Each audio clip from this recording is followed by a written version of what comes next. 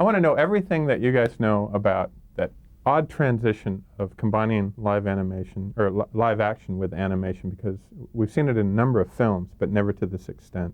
And why is it so difficult to do that and make it look so good? Because it takes so long and so many people, and you have to take a lot of care in how you put it together. But I think this film is not only just live action animation, it's traditional animation and computer graphics animation and virtual environments, which has been even a bigger challenge than before.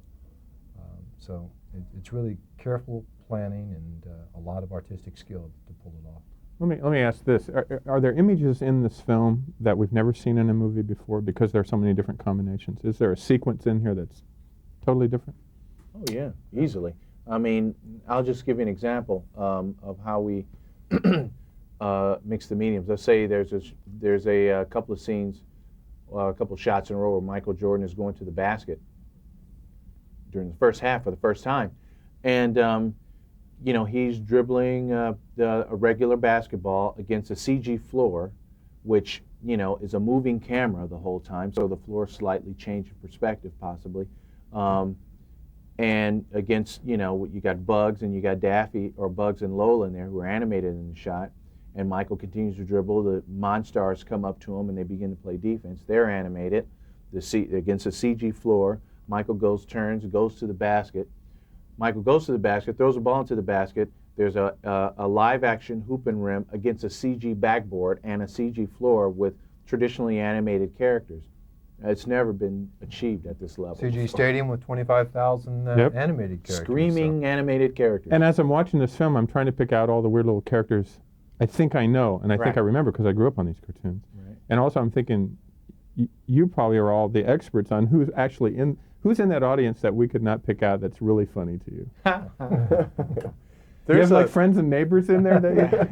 I think there are a couple of guys who drew themselves into the crowd. Right. But I know like closet tunes. Yeah. But a lot, especially in the specialty shots, you know, when you cut away to the crowd for a reaction, everyone in the crowd is an old Looney Tune character.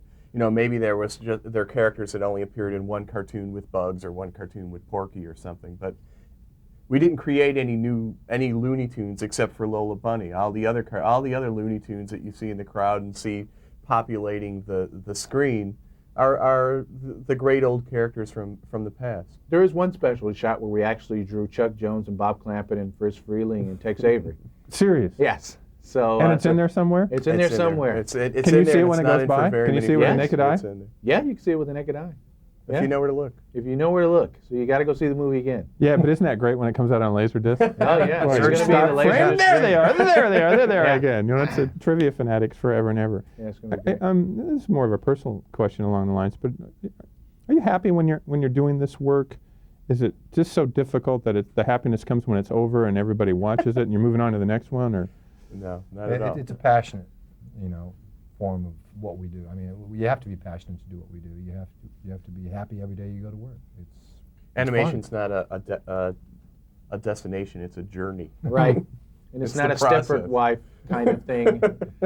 I think that we're artists, and artists have passion about what they do, and we knew what we wanted to achieve. I think that is if anything, there's a level of anticipation. Artists work on the fact that anticipating the next step, knowing that, I do this, when I get to the next step, it's going to be incredible. When I get to the step beyond that, it's going to be even that much more incredible. It's anticipation through and through. It's a privilege to do what you do.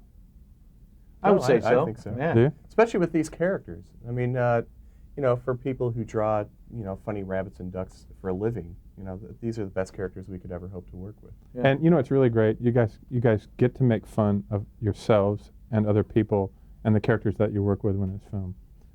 When you kiss the Warner Brothers logo and when you make fun of a duck and Disney in this film, it frees everybody up. I mean, that's a very freeing thing to do. We don't have to be correct on everything. Well, that's the Warner Brothers attitude. That's Warner Brothers Animation's attitude. The Warner Brothers cartoon characters and Warner Brothers Animation always kind of plays to a wider audience. There's jokes in there that, maybe kids won't exactly get the, jokes about marketing, but definitely their parents will.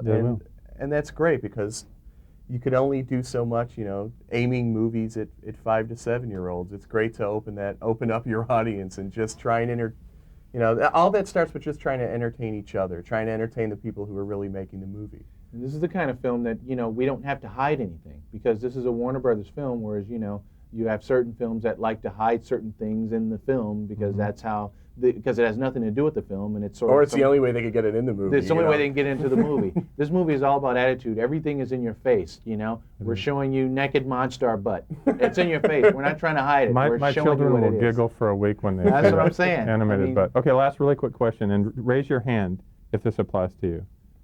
Did you ask Michael Jordan for an autograph? All right, all three. Thank you very much. All right, great.